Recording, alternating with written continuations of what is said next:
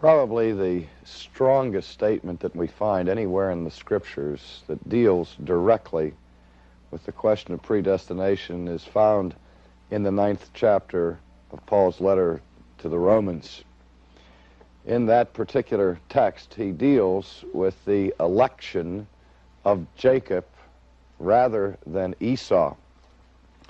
And not only does this text speak heavily to the matter of predestination in general, but it also has significance for the controversial question of whether or not predestination is double. So let's take some time in this session to look at the 9th chapter of Romans and give attention to what the apostle says in it. I will begin in verse 9 of chapter 9. For this is a word of promise. At this time I will come, and Sarah shall have a son. And not only this, but there was Rebekah also, when she had conceived twins by one man, our father Isaac. For though the twins were not yet born, and had not done anything good or bad, in order that God's purpose, according to his choice, might stand, not because of works, but because of him who calls, it was said to her, the older will serve the younger, just as it is written, Jacob have I loved, but Esau have I hated. Now here, when Paul seeks to illustrate his understanding of divine election, he uses, for purposes of illustration, an example of two men. And I think that it's significant that the two that he chooses are brothers. And not only are they brothers, but they are twin brothers. That is, they have the same family, the same background, the same geographical location. Everything that could possibly be the same is the same. They are, in fact, womb mates.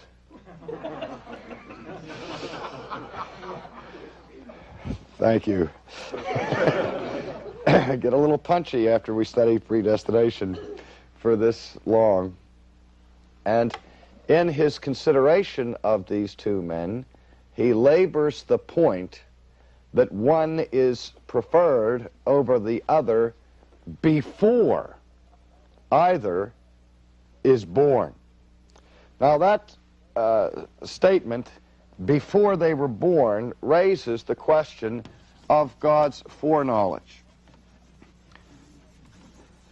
The most popular view of predestination that rejects the Augustinian view is that view we call the foreknowledge view of election, which basic thesis is this, that predestination simply means that God from all eternity looks down through time and knows in advance what people will do, and on the basis of that foreknowledge then chooses them.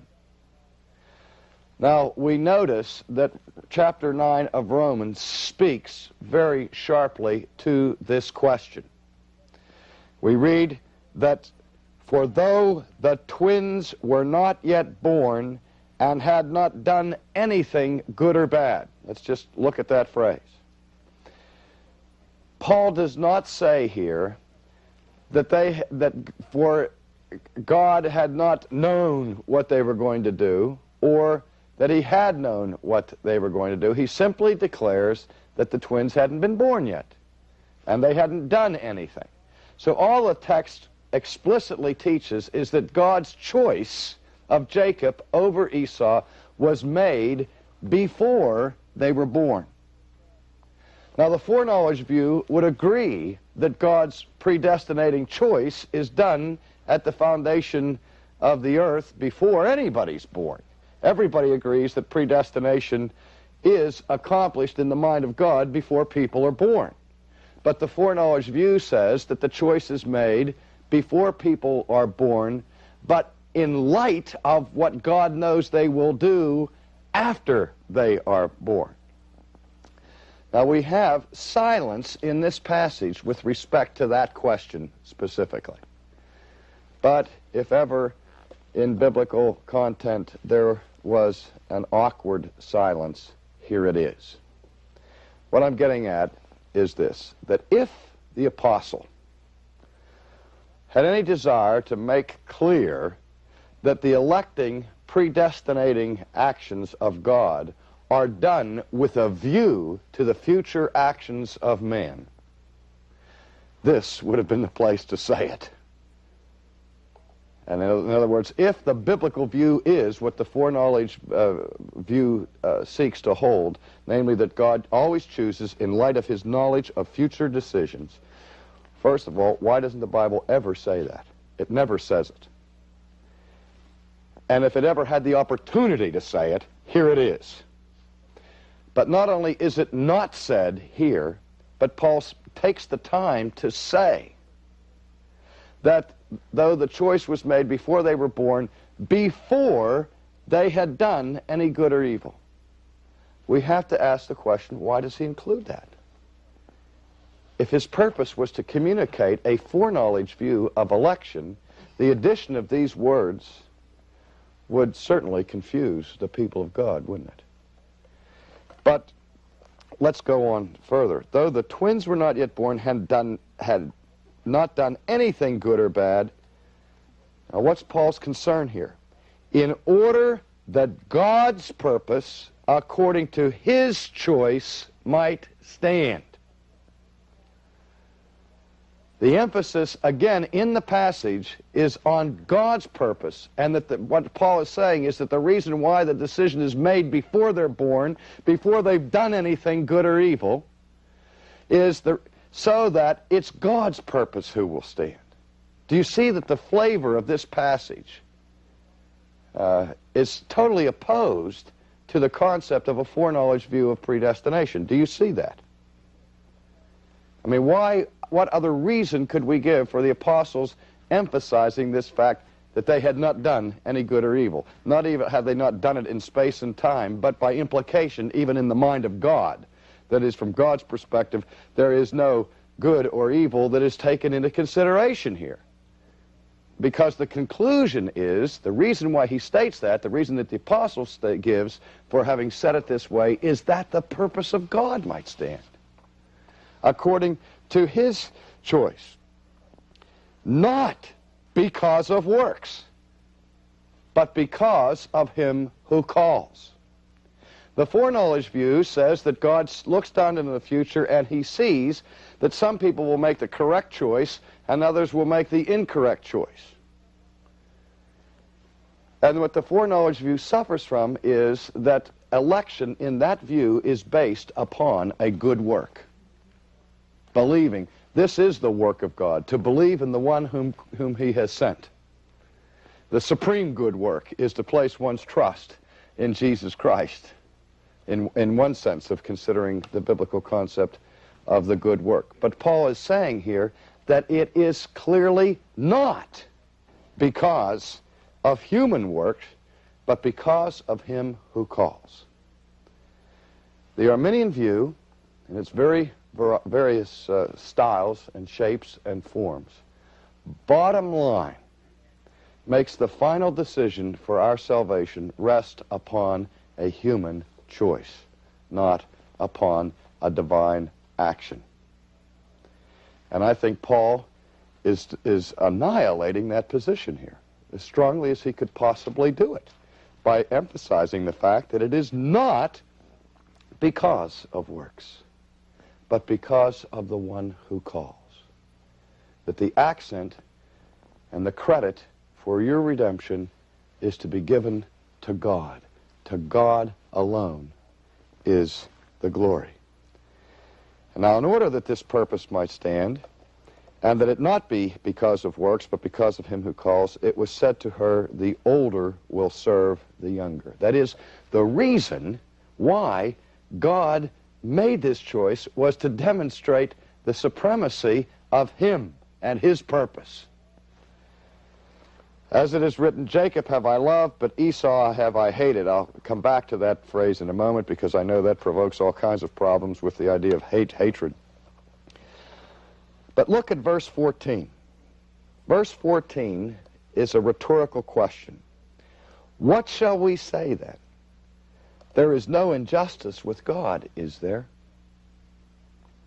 How does Paul answer his own question? Does he simply say, no, there's no injustice with God? No, he uses the most powerful form of emphasis that he can. Some translators read, may it never be. Or other ones, God forbid. The answer to his question, does this indicate injustice in God? The answer to the question is absolutely not. That's unthinkable. Now I want to speculate for a second. I want to ask you to think about this. Why do you suppose the apostle asks this rhetorical question? Paul's a teacher. And when teachers teach, they know going into their lessons that sometimes there'll be difficulty with the students understanding what the teacher is communicating. A good teacher anticipates his opposition and where the problems will arise. Now, Paul is obviously here as a teacher anticipating a protest from his hearers when he says, what shall we say then? And what particular thing does he expect people to say when they hear this? It's not fair. There's not righteousness. Is there injustice in God? Now, my question is, why does he anticipate that objection? Well, there are two possible reasons, really. He could be anticipating this objection because he may be thinking, there may actually be some people listening to me or reading this letter who are muddle-headed enough to be of an Augustinian persuasion and find in my words an Augustinian view of election, which would obviously be unjust. And so all I have to do to keep that from ever happening is to say, is there injustice in God? Well, obviously not, and so much then for Augustine and Aquinas and Calvin and Luther and so on. Maybe that's what he's anticipating. Or maybe Paul himself is Augustinian, and he's had experience with teaching the doctrine of predestination, where every time the subject is mentioned, the initial response of people is, that's not fair. I have a sneaking suspicion that that is the reason why the apostle raises this rhetorical question. Because the thing I want you to understand is that nobody ever raises that question about the Arminian view. In fact, the Arminian view is designed in such a way that that isn't a problem. I take comfort in fact, that the same questions that are raised about my view of predestination are the ones that the Apostle Paul had to deal with. Is there unrighteousness in God? Because on the surface, it sounds like it. When you talk about a divine sovereign choice before anybody has done good or evil, without a view to their future actions, that's strictly according to the sovereign purpose of God, that God's purposes may be stand of grace, not of human works, then the obvious question we're going to ask is, well, how can that be fair? Well, Paul says, is there unrighteousness in God? And he answers his own question with an emphatic no. May it never be. For he says to Moses, I will have mercy upon whom I will have mercy, and I will have compassion upon whom I will have compassion. Again, if I can speculate, if I were the apostle and I were teaching a foreknowledge view of election, and I had these objections to deal with, what would I fall back on? If I were going to pull the plug once and for all of any charge of God's being unfair, I would say, well, wait a minute. God's not unfair. God's not unjust, because even though this decision is made before anybody's ever done any good or evil, it's with a view to their future choices. So the bed you make is the bed you sleep in. And that would pull the plug forever. But he doesn't do that. Instead, he falls back on what? On the divine prerogative to exercise mercy upon whom he will exercise mercy. The whole point of the passage is that some people receive a measure of mercy that others do not. Again, no one receives injustice at the hands of God. Esau is not selected as an object of divine mercy. But that is not an injustice against Esau, because Esau, even before he is born, is known by God as a fallen person, because when God does do his electing, he always does it in light of the fall. God only chooses fallen sinners for salvation. All of God's choices about salvation presuppose the need for salvation. Otherwise, there'd never be any such thing as election. It would be a waste of time for God to elect unto salvation people who don't need salvation. And so the whole process of election is with a view to a fallen, lost human race. And God considers the whole world. He knows that the whole world is fallen. And he knows that if he just gave justice, what would happen? If God only exercised justice to a fallen race, everyone would perish. But God chooses to grant mercy to some. Jacob receives mercy. Esau receives justice. Now, is there anything wrong with that? Well, we say it's not fair. What we mean by that is it's not equal. And what lurks in our minds is this problem. Well, if God is going to be gracious, if we have two men who are judged guilty and they're under the sentence of death, and God is gracious to this one, shouldn't he also be gracious to the other one? I mean, is it fair for the governor to grant executive clemency to one prisoner and not to the rest? Well, it certainly isn't equal. But again, this person receives grace, this person receives justice. He has nothing of which he has any right to complain. There's nothing unjust about it. And God reminds us again and again that it is his right to grant his mercy upon whom he will grant his mercy. And if he grants mercy to one, he is not obligated to give it to the other. Again, if we think that God is ever obligated to be merciful, what does that mean? We're not thinking about mercy anymore. Because mercy, by definition, is not obligated. Mercy is something that God does voluntarily. He's not bound to do it. He doesn't have to do it. He's not required to do it. He does it out of the sheer goodness of his heart. And we can never say to a merciful God, and this is the thing that scares me, and I hope you will never say to a merciful God, God, you are not merciful enough.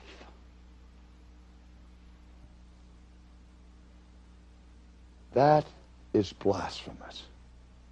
To charge God with not being merciful enough, because that charge implies that there is sin in God, that God has not done what he should have done. He should have been more merciful. And who are you to say to your Creator, by whose mercy you draw every breath that you breathe, that he has been lacking in mercy? Or he says to Moses, I will have mercy on whom I will have mercy, and I will have compassion on whom I will have compassion. Now, the coup de grace, the verse that I think should, in all honesty, end Arminianism forever. So then, here's the conclusion. It does not depend on the man who wills or the man who runs, but upon God who shows mercy. Now, the Arminian view does not say that it depends all on man and not on God. But the Arminian view says that without God's mercy, there'd be no salvation. That's true.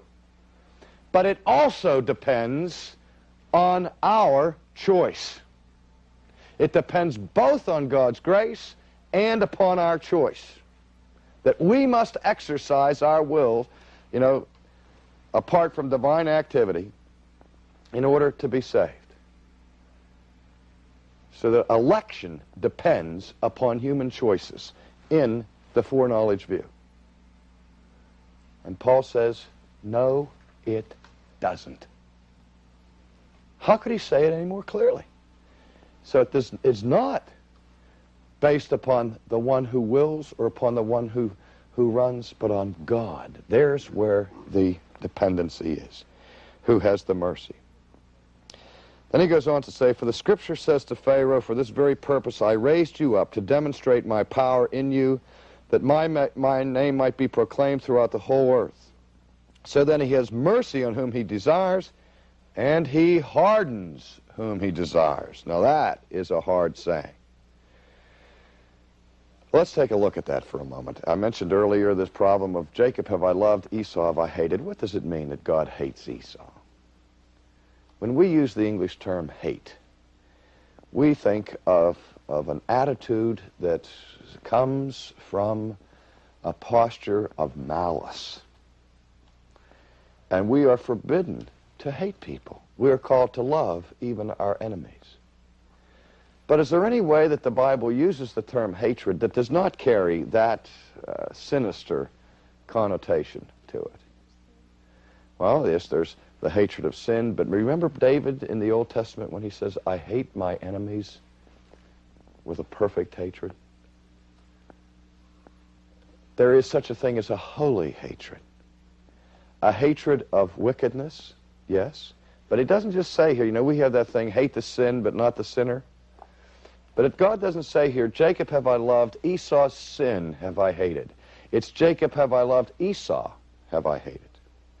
Here you have antithetical parallelism going on in a Hebrew mode. And all that hatred means in this passage is the absence of this special divine favor.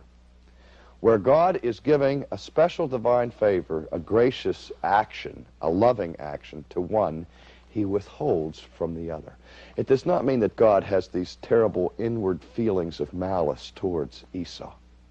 But God does withhold this particular divine favor from Esau. Jacob is given a gift that Esau does not receive. That's all the Jew means by that. But this raises the question of whether or not predestination is double. I've heard many, many people say, I believe in predestination, but I can't stand double predestination. There are two different views of double predestination that have been presented throughout church history and have been vying for acceptance. The first is the view that we will call equal ultimacy, or sometimes called the symmetrical view of predestination, meaning that predestination has two sides to it, election and reprobation, salvation and damnation.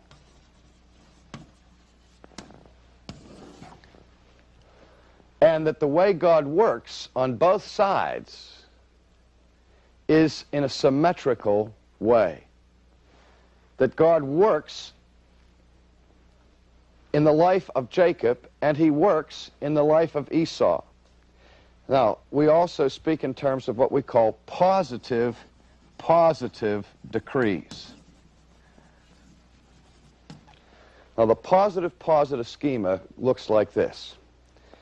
It would say that in the case of the elect, God so predestines certain people like Jacob to be saved that God ensures their salvation by unilaterally intruding into their lives and creating faith in their hearts. And in the case of the reprobate, God also so predestines their damnation that he intrudes into their lives by creating evil or unbelief in their hearts.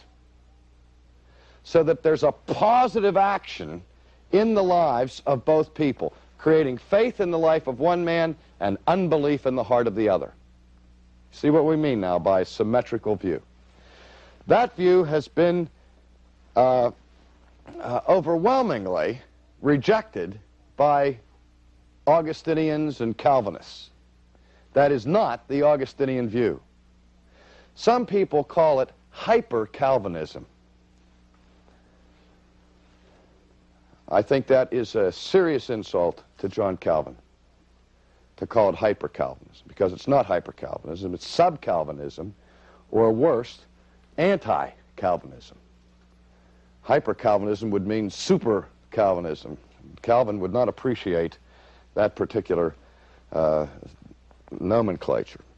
Rather, the Augustinian view is that predestination is certainly double, because not everybody is saved, that there are two sides to it. Some people are elect and some are not. So we have two sides of the coin, and we have to deal with both sides of the problem. However, the schema is positive, negative.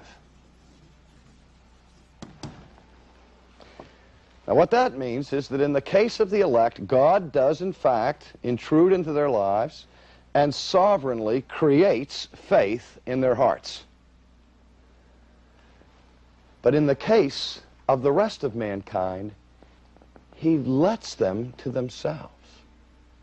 He does not come in and create evil in their hearts or create unbelief in their hearts. He passes over them, letting them to themselves, so that God's activity here is negative or passive rather than active. Do you see the difference?